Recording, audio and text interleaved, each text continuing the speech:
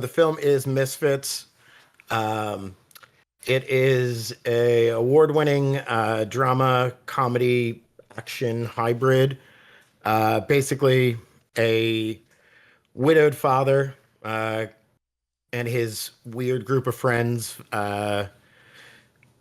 sign up for a holiday wrestling match and try to get through the grief, found family. A lot of different themes fall into that. All right. Can you list off a few of the themes that is gone Sure. used throughout the whole movie? A lot of it is circled around, grief, finding alternative dreams when life kind of beats the hell out of you.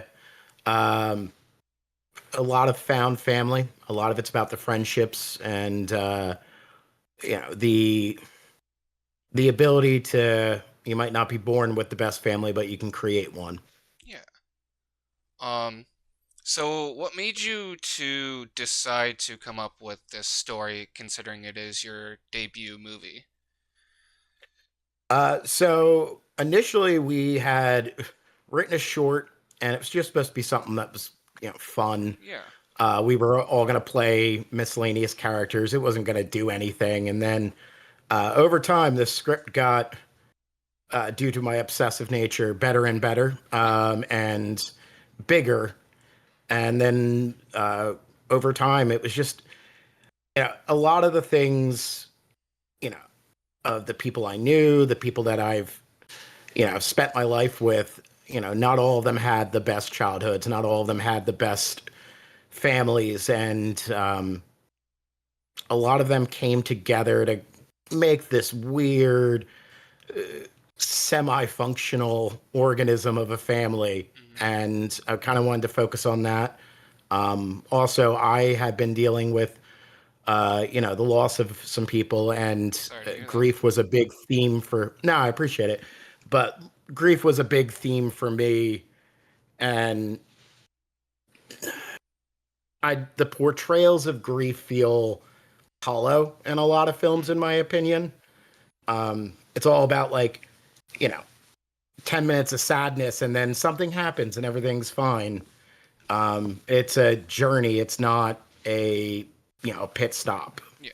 And trying to accurately represent that, but also make a fun film. As sad as some of it is a lot of it's comedy because you kind of get through stuff through laughing about it. Yes. I was about to say I have to say you guys did really good with keeping the lightheartedness throughout this movie with all the grief that is going throughout the whole movie. Yeah, a lot of it's based on me and my siblings making orphan jokes to each other. So. Hey, that's one way to get through it, I guess. I mean, it's just like Deadpool, you gotta joke around to get through the pain, so that's one way to do it. Exactly. So considering it is your debut movie, how old are you and what took you so long to start making your first movie?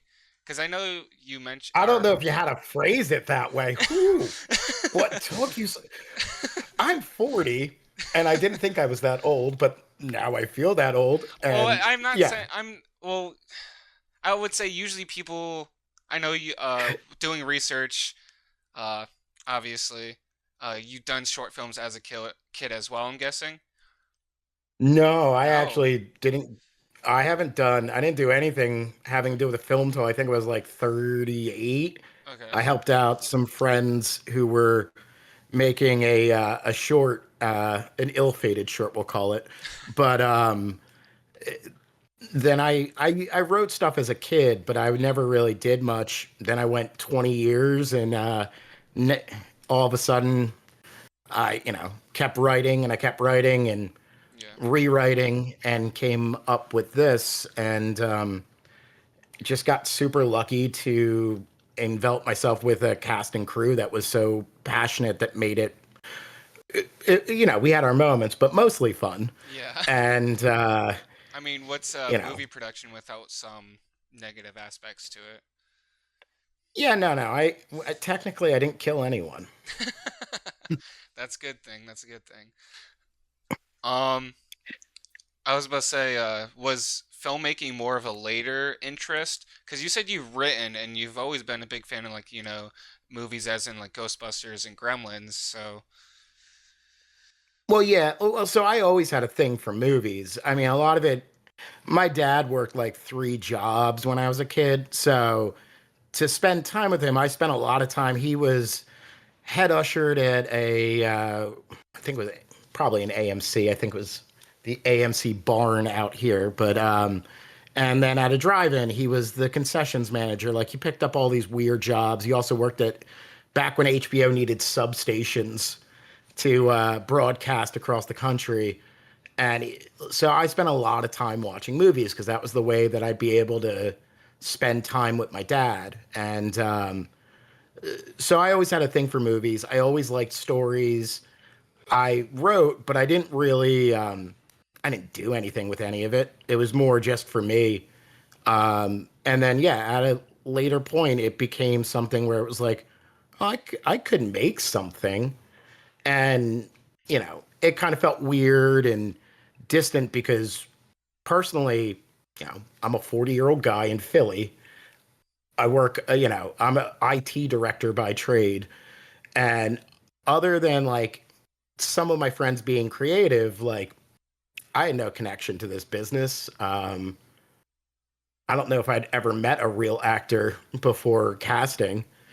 mhm. Um, and over time, it became a more and more real thing. And my wife, bless her heart, as the Southerns say, uh, encouraged me in a way that like I didn't think it was even. It was like a not even a dream because you actually Yeah. think of a dream. It was back of the mind stuff, and she kept encouraging me like, no, see where it goes, do the thing, be a little crazy, and you know, being crazy. Then I met Sam. I was about to say, since you said you didn't really know any real actors until you started the hiring process, Sam, you played as Josh, the main actor. What made you decide to get into acting in the first place, and when did you start acting?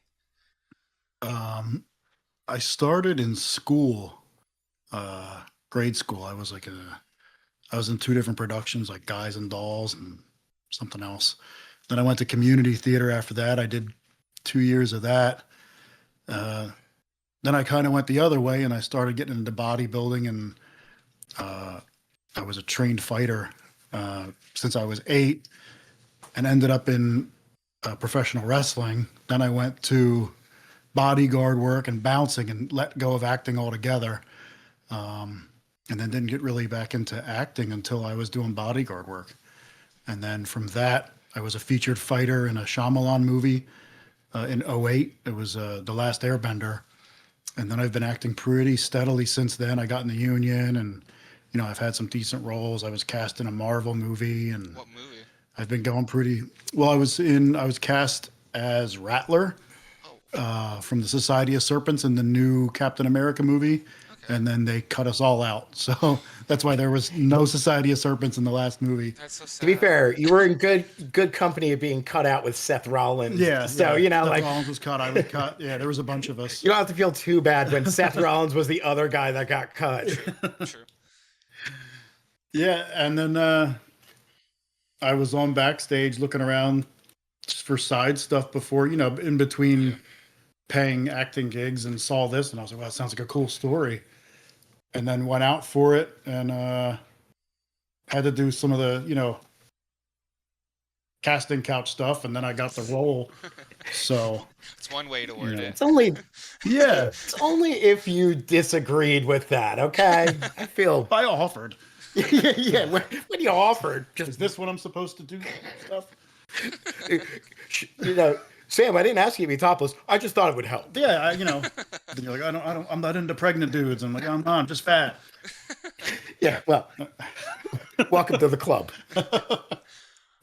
I've been I was the founding member for the last I don't know, my youngest or my oldest is 20 going to be 21, so yeah, 20 years or so. Yeah. The Fat Dad Club's my place. And I got the Fat Depression Club after that. The whole Marvel thing, I was like, Dang. no more working out, no more eating right. I'm done. And yeah, then you got a role that lasted 2 years. That Yeah. I'm like, yeah. He's like, oh, how do I need to look? That's Yeah, fine. good. It's You're cool. our second choice, but you can. You can be you were fat my now. first choice. Nick, our AC, specifically said that Sam was his second choice. Right. Yeah. What was Nick's first choice?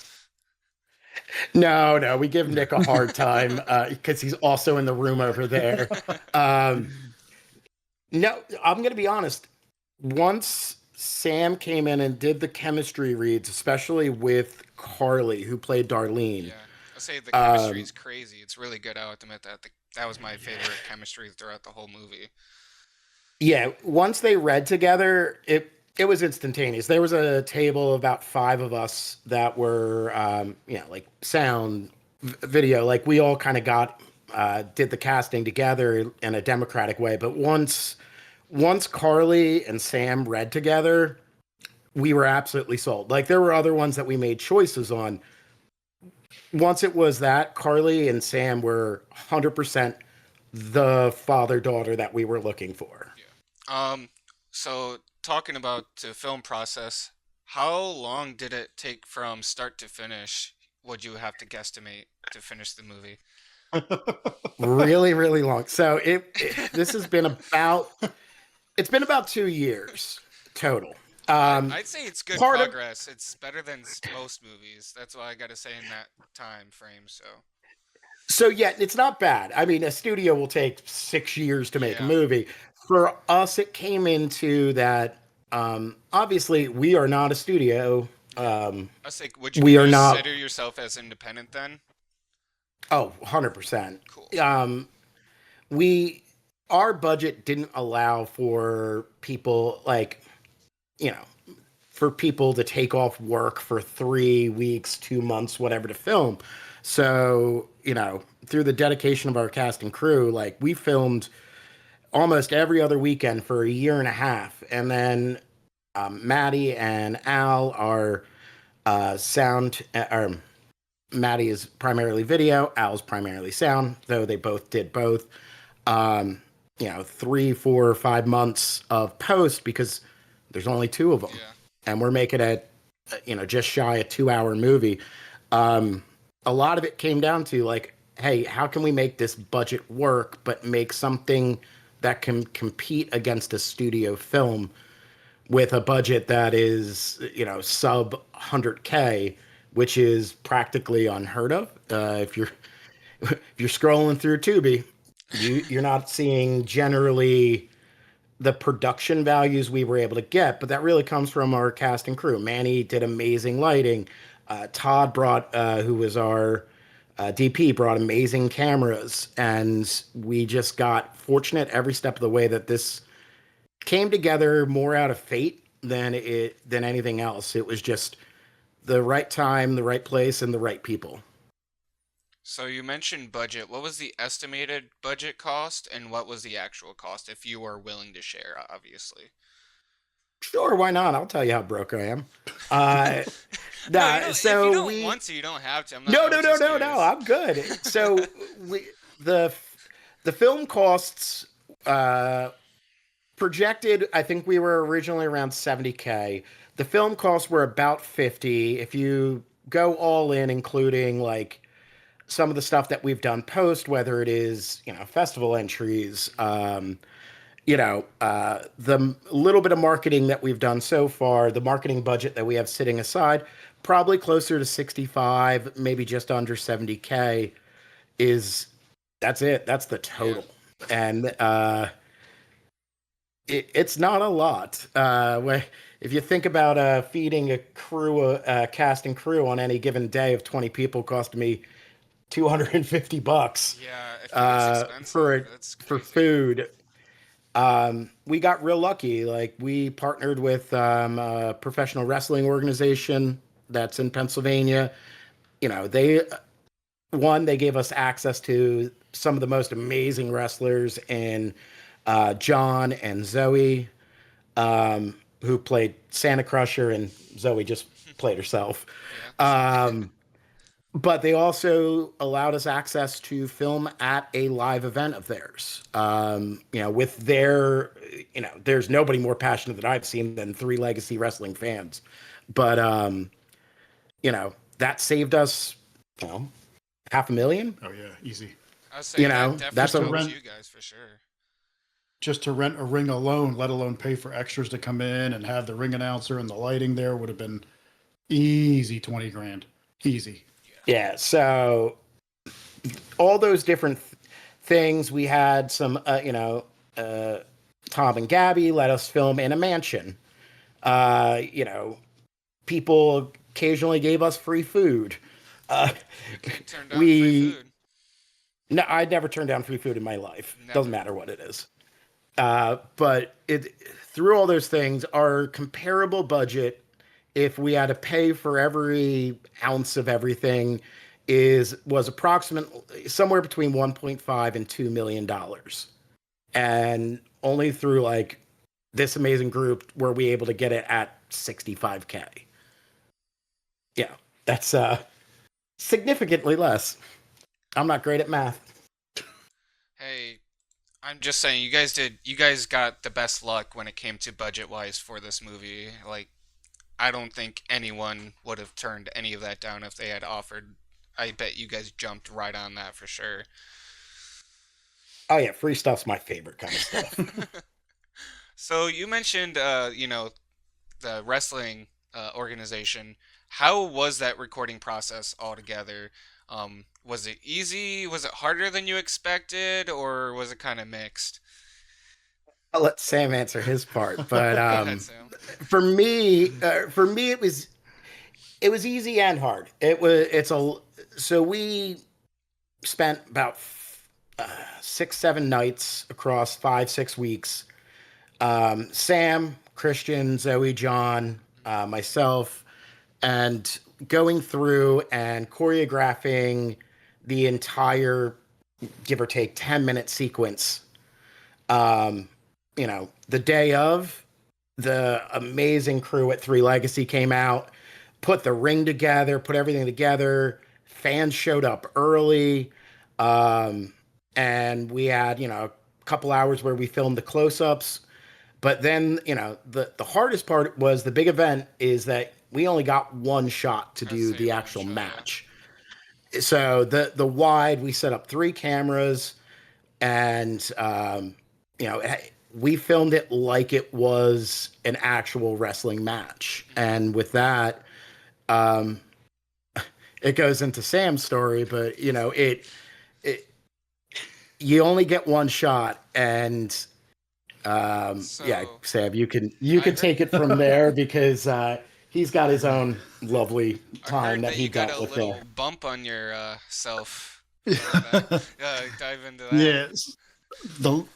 The last thing that I said before we went out, as John, Zoe, and Christian and I were standing there, I said, we only have one shot, so if somebody gets hurt, let's just figure it out and keep going because there's no redoing this. For insurance reasons, I told you not to do that. Right. And so my worry was that Christian was going to get hurt because he's smaller, but he was doing some of the more high flying stuff because I'm old and my joints hurt. So yeah, the first hit absolutely connected as hard as John could punch me. Broke my eye socket in 2 places, broke my nose. I had a 3rd-degree concussion with brain bleed, but kept going. I got up and I kept going, kept doing all the moves. They kind of guided me through it because I was a little loopy. And then a little loopy. My face was smashed in details. I thought the fight was over in 3 seconds. I thought that Kris cut the fight. That's how out of it I was. Yeah. And here, I didn't find out till later that the whole fight was done, and we hit every move, and it was totally fine. And I found that out when I went to go into the bathroom and try to clear my nose with the doctor. I blew my nose and my eye popped out because there was no bone holding it back in. Yeah. So I, pushed it in there, made sure I could see, and he's like, you need to go to the hospital. And I already bought tickets for me and the kids and everything to go to Disney the next morning. So the next morning, I didn't go to the hospital. I got on a flight and went to Disney. I went on a bunch of rides like a moron. Yeah. And then my kids made me wear the darkest sunglasses you could get. and so you couldn't see how bad my eye looked. To be fair, like, yeah. Oh, go ahead. I was about to say, with that head injury, how did you even get to enjoy your Disney trip? Like, with that Oh yeah, I was concussion? fine. Like, damn. Yeah, I was fine. I've been hit worse. That was my 17th concussion in my life. So Reminds me of my yeah. brother. He has epilepsy, and whenever he got concussions, he would always be set on the side. And he's like, "No, I'll be fine." And lo and behold, he's not fine half the time. I just thought Sam was really good at acting. Didn't you say people were coming up to you and saying, "Wow, that guy can really sell"? Yeah. I was getting all kinds of compliments. But the entire fight being, again, that we have a smaller crew, you in the wide shot, you see that black curtain on the one side where they did the entrances.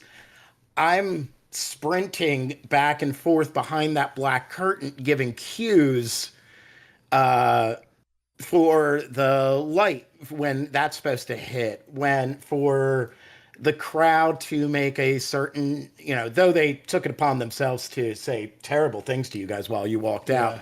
I just said be mean. They were very good at it.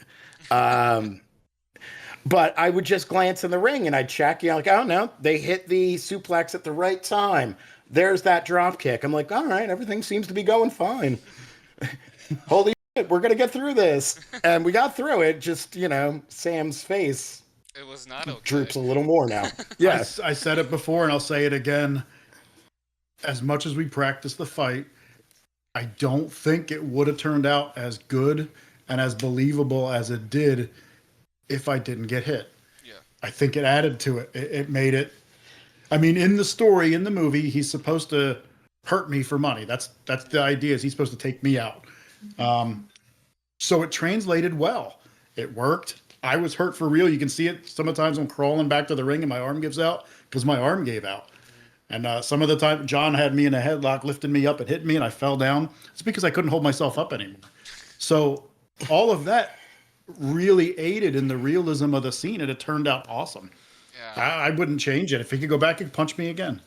It turned out good. I also gave John $20, so he really did beat you up for money. Thanks. You're like, knock out the other It was a one. bonus. Take the other one. Side. I mean, we got to equal it out somehow. Yeah. How many edits did it take for the script itself? Did it get until you get to the final script? I'll be honest. We improvised a fair amount too, and so I'd say traditional revisions, probably about 7 or 8. But what I am going to say, like, again, being that we had how to do it, film in such a creative way, things happen. We had younger individuals that have very busy lives that we ended up having, oh crap, I'm sick, or oh, I can't make it. Well, I can't cancel a day. So some of the scenes ended up being written the night before. And some of those actually turned out to be some of the best ones were the ones that I came up with, especially as I got to know Sam. Like, I've been friends with Christian my whole adult life. So I know who he is. I know what the exaggerated version I wrote for him is. But as I got to know Sam and his cadence and his humor, as I got to know Jacob, who plays Spencer, and Russell playing Lucas, and Kat playing Becca, like, I was able to actually come up with some of the funniest stuff because I knew exactly how they deliver it.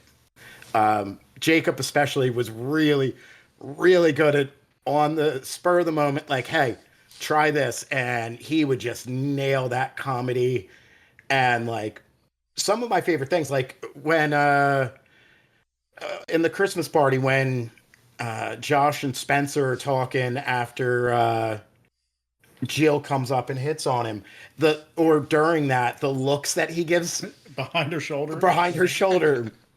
It just gold. And subtle, but they were so good. Or the coming up after Christian walks off with the elf. The sexy elf is did you get another line. I don't know. It's just personally that's my humor, and I found that part. Yeah. So a lot of it, there's a lot of preparation that is required. That way, the actors know what their motivation is. They know what their character's doing, why they're doing it. But I think the big thing, especially when the drama, we didn't do so much of that. That's pretty well scripted. But I think the spontaneity and comedy and being open to, as a director, and especially a writer director who are usually the most stubborn, being open to your cast and crew and their ideas, that's what makes comedy better. It makes it feel not so raw or so confined.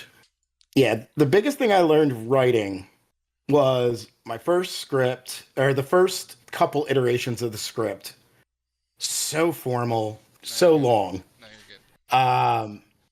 It was going to the end of every sentence and basically, how can I make this sentence shorter? And that's a lot what the revision was. And I think it's why some of the dialogue is as good as it is that I sat and looked at myself and said, stop being so pretentious, Kris. Just say what the joke is or say what the feeling is. Don't make it a speech. Don't make it a monologue. Make it a conversation. And don't use so many big words. Yes. Say be realistic with the actual conversation rather than a cheesy storyline. Yeah, Sam's had 17 concussions. Precocious isn't a word that he can say anymore. Yeah. So going with some of the behind the scenes stuff, how'd you guys film the roof scene of the guys falling off the roof? How was that shot? I own a construction company, and I had me and a couple of my guys came over and built a roof on stilts with pads underneath of them. So that way it wasn't a 2-story roof. It was only about 8 foot off the ground. And that way we could fall easily and over again as many times as we needed to with the pads. They're actually landing pads from pole vaulting from a school. We got them used. So when we fell off, we could easily just fall, get back up, and, go over and over again. Yeah. So some of us know how to fall. Some of us know how to scorpion. It just depends on who you ask. Who's the scorpion? Are wonderful and amazing. People were taking turns jumping off the roof. After we did it, everybody was like, I want to do it. So cast, crew were taking turns jumping off the roof. Yeah, and I did the most athletic thing that has ever happened in my life is I did a full flip off of it, landed, walked away. Never will be repeated again. I couldn't try if my life depended on it. It was like one of those things, I don't know how to do it, but I won't do it again. Yeah, no, but our Margot, our first AD, they went and jumped and just folded like an accordion. Thankfully, they were fine and everything was good, but it was terrifying. It was, yeah, no, that was almost more terrifying than seeing your eye pop out. Yeah. I could parade you around and puppet you around. Yeah. Margot was the brains of the operation. I needed them intact. Yeah. So you guys, I was doing a little research. You mentioned. Uh-oh. Not browsing history research. Oh, just okay, good good. research. Wow, because I have some weird taste in porn. Do you guys plan on putting your movie out on physical media or services out there, or? So our services are on Backpage. That's just you. It's just a pimping situation I have at the moment. Yeah. No, so we signed with a distributor a couple weeks ago, Seven Palms Entertainment. Over the course of the upcoming week, we have a whole bunch of pitches with most of the major streaming platforms. We are, fingers crossed, trying to get something at least on one or two of the platforms by Christmas. hopefully that comes to pass, but we expect to be on several streaming platforms. We're also looking at some channels, both domestically and internationally, that would like to house the film. What we'll do after we get onto the platforms is we are going to be considering physical media. The challenge with physical media these days is you gotta buy a lot of them, and then you don't know if they're going to sell. Physical media is an interesting beast. You don't want to end up in the Walmart discount bin. Yeah. But would you ever do a pre-order for that then? Like if people are interested, we might. Would you ever do a pre-order? So my only issue with pre-orders is I wouldn't want someone to sign up that doesn't get it. But if I don't get enough, I'm not going to print. We're probably not going to print 1,000 copies and get 100 pre-orders and then have 900 that we're hawking. No, Christmas gifts. I mean, it just depends on how many people want them. Well, you don't want them. You're like, I got you this. Yeah. My entire family gets it, and then I'll demand that they also buy it online for me. Instead of like you get a car, you get a Misfits DVD. You get a Misfits DVD. Yeah.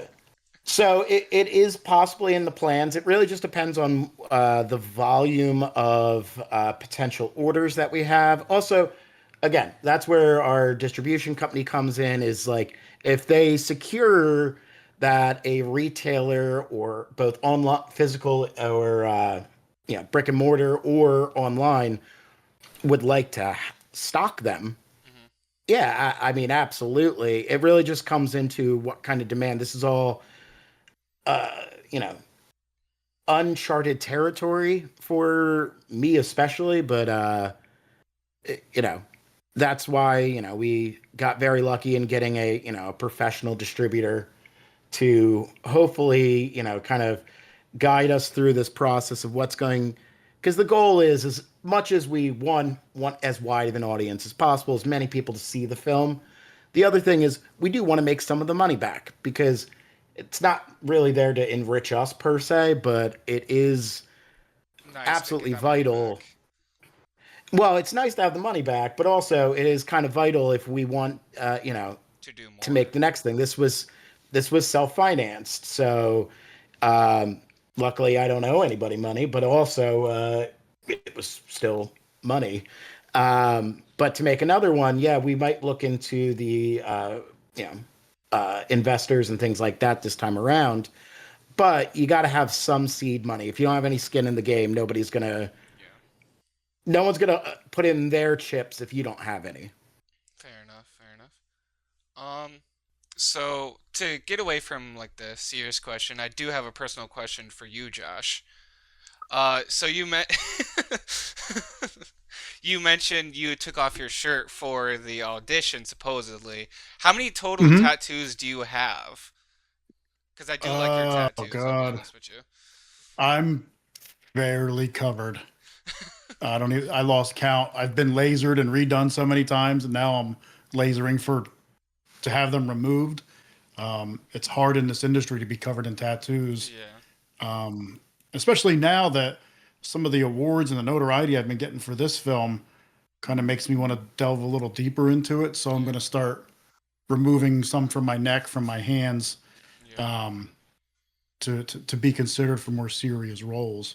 I was actually surprised that I got this role, being as covered as I am, and having to portray the emotional connections that he had to have and go through all the emotions with everything. And most people don't expect to see somebody covered like this to go through that. They just see, like, I was typecast for such a long time as either a villain or a biker or a gang member, a prison inmate.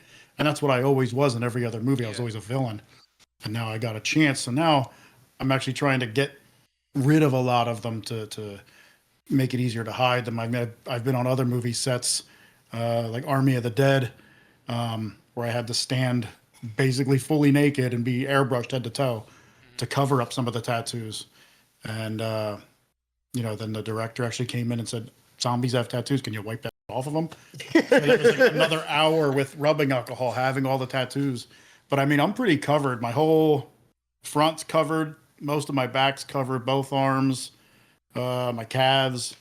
I didn't worry about my thighs because nobody sees them and nobody ever wants to. Yeah. So I feel like you being casted as this role with your tattoos and you're played as a heartfelt dad, I feel like that breaks the toxic masculinity that is out there, which is really helpful for you wanting to become more into acting for sure. I agree. Yeah. I mean, like Batista's kind of doing it, and I Yeah. get compared to him constantly because I used to be like a bigger guy. Um, so he's starting to do it. He was taking on roles like Knock at the Cabin, where he was like a very caring and nurturing person who had size and covered in tattoos, and they didn't wipe any of his tattoos away. He showed all of them. Yeah.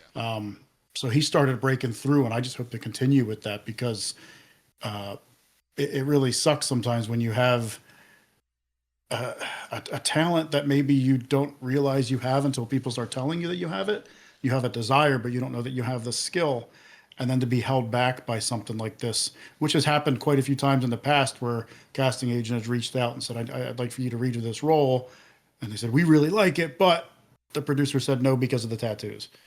So I'm hoping that if this gets seen more, it'll open more doorways for people who have Oh, for sure. made choices in their life. I started getting tattoos honestly because I got into a motorcycle accident. Oh, So like this whole arm was pretty chewed up. It healed better than I thought it was going to. yeah. Barely notice it, but I was very self conscious about it, so I started getting tattoos then.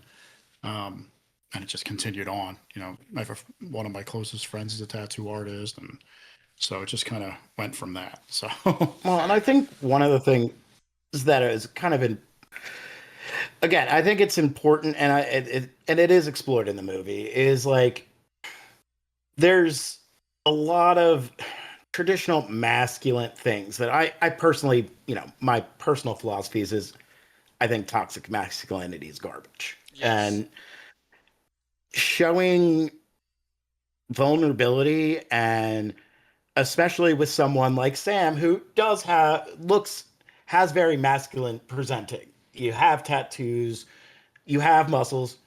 I did make you gain a little weight, it's fine. But overall, you present in a very masculine way. And for you to be able to show, through your skill and your acting and the dialogue, the ability, like that you can be vulnerable and you can be not just sad. There's moments where you're angry sad, but that's not the only sad. There's the sad, and there's the other roof scene with Carly and Sam as a father-daughter moment, and that, like, it's particularly one of my favorites. Is that he can look like a tough guy, but he's worried what his 5'3" daughter thinks more than anything in the world.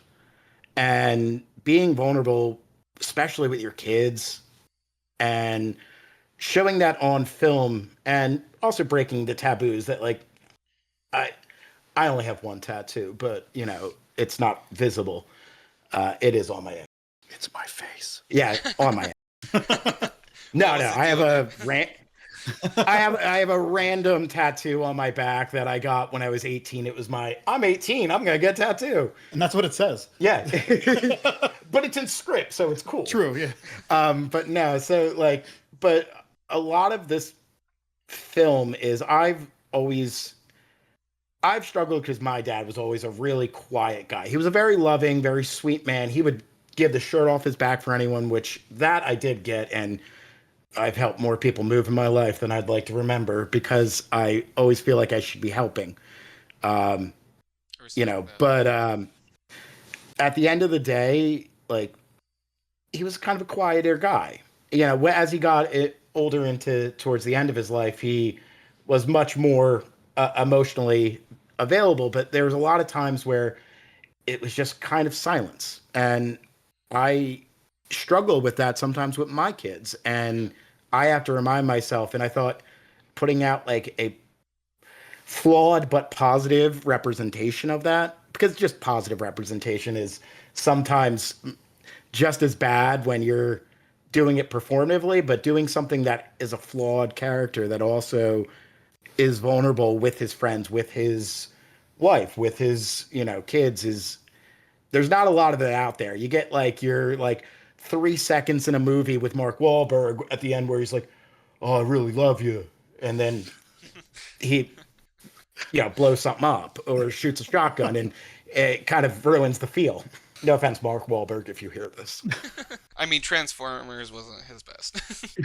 Yeah, well, He had sometimes. emotional range in Ted. Give him a Yes. break. Yeah, that's Yeah, true. yeah. At least He he's loved his teddy bear. yeah, he's funny, but he's also the same guy Yeah. in 900 films. Now, if I made the amount of money that Mark Wahlberg does, I would be the same exact thing every day for my whole life for, the hundreds of $1 million he has. True. I do have a funny question that my friends, because they also did a review on this movie, we had to talk about it, and that'll be on the radio show tonight as well. One of their funny questions to break up some of the, film stuff to end for the end night. Are you guys more into spicy foods or sour type of foods? Personally, spiced for flavor, not spiced for heat. I love Indian food. I love authentic Mexican food. I love Turkish. I love food, African food, even food that's spiced for flavor. Sour food, it's just, it's not my thing. Yeah, no, I'm gonna have to go with Sam. Like, I like spicy food again for flavor. I like as a kid, I remember like I was like 19. I went to the boardwalk and they had like the hot sauce store, and it was like take the bomb. This was way before Hot Ones came out, but they had a wall of people that survived this soaked toothpicks for like 2 minutes or something like that with no drink. And I remember going with my friend Kevin and Nicole, and we did it, and we ended up on the wall, and it was the most miserable experience of my life because not for flavor. It is just tastes like spice. chemicals meant to burn your insides. Yeah. And you do not go to the bathroom right for a week after that. No.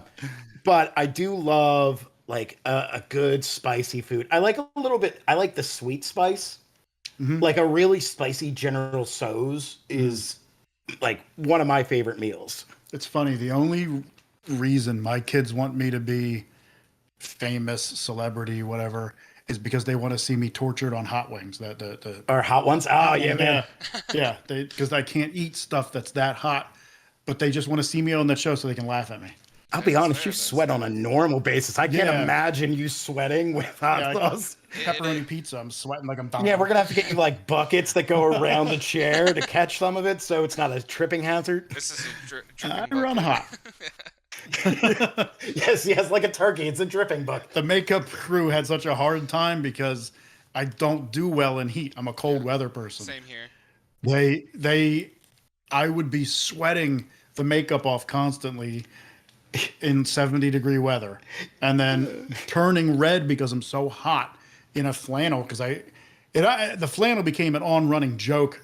If you watch the end of the movie where he's throwing clothes into the boxes, there's 13 flannels. You'll see a box behind it that It's all flannels. So he's moving on with his life, and we have a flannels only box that's getting rid of.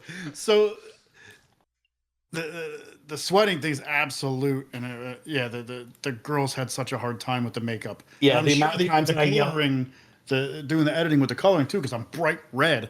Yeah, there were Sweating some in a times where. house.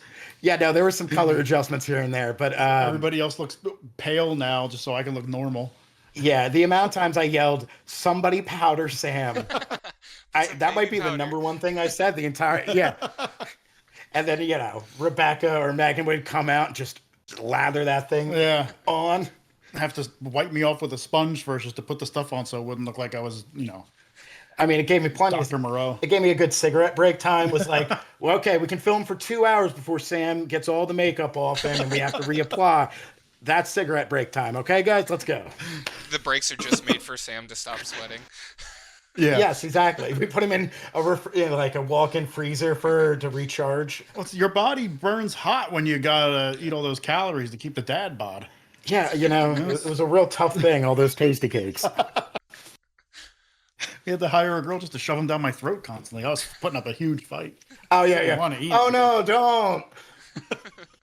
I don't want the pizza that we're having for Kraft. I don't want the one that I bought when nobody was looking. The Wawa delivery that I had. So much weird green tea. It keeps me energized. I'm old. I was the oldest person on cast. I think I was even older than Green Philip. tea is good. And Green tea is good. I was Is it had to stay iced awake or hot somehow. though? That's the thing. Oh, ice, no hot for me. Oh my God, I'll start Thank sweating just goodness. looking at it. Which is always weird because I drink coffee by the Yeah, gallons. you do. Like my constant fixture, like that joke about like the Game of Thrones like Starbucks cup that was found. That was either me with a coffee cup or Christian with a monster. Yeah, yeah. The entire time it was like, oh nope, nope, coffee's in frame. Come on, Kris. It's your movie. Let's not ruin it ourselves. All right, I do have one last question to ask you before we end. What advice would you give someone that is interested in film? Everybody that I know that's involved in the industry who's an actor, from Z-list to A-list, I've worked with a lot of people. I'm not like a name drop or anything. I'm just saying there's Yeah. everybody's so overly concerned about getting the SAG card. Don't worry about that. Don't put that out of your head. So many people are like, oh, you're SAG. Oh, that hurts you. That doesn't help you. It only helps you if you're a name. Building your name, building your craft, be it taking lessons, be it acting lessons. They offer them at community colleges. You can get private ones. Almost every city has an actor or an acting coach that will come in and do seminars for $50, $150 per person. Do those. Pay attention to movies and see how people act. Pay attention to yourself and people around you when they're acting, or not when they're acting, when they're going through things. Not to sound insensitive, but that's the best. Looking at actual human reactions to being upset, hurt, happy. Don't try to mimic it, but take it in and don't overdo it. Yeah. And really focus on doing independent roles over big budget. I've sharpened my skills and have had much more fun and have been more fulfilled doing independent roles than big budget stuff. So once you can start doing the indie stuff and really hone your skills as an actor and really make sure it's what you want to press, then you'll be able to go for the bigger stuff. You can build a reel off of the smaller roles and then present your reel to casting agents who can help you along with your career. And you're going to get shot down. You can't get, like, I got really depressed when the whole Marvel thing fell through. Like, I went through a lot for that. I was picked, I got a cold call through IMDb. They just called me and said, we're casting agent out of Georgia, but we want you to do your Sarah Finn casting. We want you to try out for this. I tried out for it. They said, we need it by tomorrow. So I did it. Two friends of mine helped me record it. I sent it in. 10 a.m. the next morning, they called me and said, you're in the top 4 out of 16 people. You're in the top 4. How is this happening? So how is this happening to me? I feel like I'm still in the midst of some cursing. How is this happening to me? I'm a nobody. You know what I mean? And then she was like, you don't understand. Like, we looked through IMDb for people with your exact characteristics and you nailed it. Like, you have something here. So to hear that really was like, wow, that's something. And it crushed me. But at the same time, I was talking to another friend who's an actor, and he's like, yeah, but you ended up on Marvel's desk. Somebody saw you because you were good enough to be seen. And then not only did they see you, they picked you for that role. You had lines. You were supposed to be in Georgia for this amount of time. Like, you did it. And that's not because of being in the union. That's just because you had some talent and a look, and you took that opportunity and really went with it instead of just, throwing it off the back or something like some of the other people did. But just really try to hone your skills and don't be afraid to not get paid for a role. It's not about getting paid. If you're doing it because you love it, do it. And then build your resume from there and have clips and have stuff where you can really showcase yourself to distribute. Then maybe you can go somewhere. Don't try to just jump for the stars right away. It's not going to happen.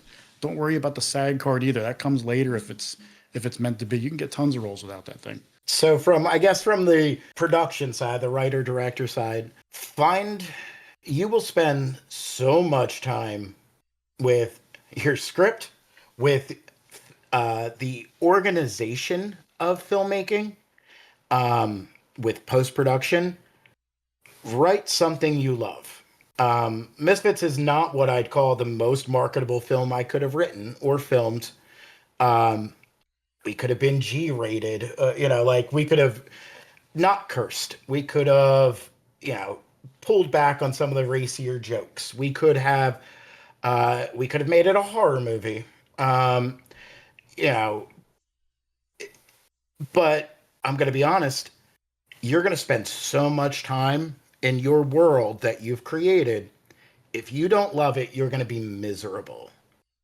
Write something that you are passionate about, that like when someone asks you about it, you talk way too long and they were only asking a 2-minute question and you just gave them a 30-minute seminar on your universe. Be passionate about You it. talking about me? Yeah, I know. So what I just did? Yeah. No. um and also, I mean, feasible advice other than that is be organized. Everything will go wrong, and you will have to adapt, and you will have to figure it all out, oftentimes on the fly. But the more organized you are, it is also running a business. Every film day is a day at work, and if you get, you have to get that crew that's going to help you be successful. Like again, I'm gonna shout out my first AD, Margot. They were the backbone during the day because I'm running around. I'm talking to actors. I'm talking to Manny about the lighting, Todd about the camera, yelling at Nick because sometimes I yell at Nick, though I love him. Uh, I heard him laugh in the background. Um, but being organized, it also helps your relationships. No actor wants to show up on set and feel ignored or feel like they're wasting their time. Um, they have to be patient, but the more organized you are, the easier film days are. Also, the less money you will spend, the more in budget you will be. Um, my project management certification probably did more in making this film than I've ever used it in my IT career. Um, so being organized and picking something you're actually passionate about, two biggest things for me. Well, thank you. For the record, it's a Triumph shirt. I've noticed. Yeah, I I saw want that. any. I saw I that. don't. I'm trying to fix it. I want to make sure people know it's a Triumph. I saw Yeah, no, that that at doesn't first. fit. That clearly does not match the Misfits brand. Right, You right, watch right. the film. Just want to point. That's why I kept fixing it. And I was like, you see that It's there's fine. an H at the end, right? It kind of balances out with my Rage Against the Machine shirt. True. Yeah. So, but yeah, thanks, man. We really appreciate it, and we'll listen and talk soon. All right. Thanks for having us on. We appreciate it. Yeah, of course. Thank you. I'll talk to you guys later.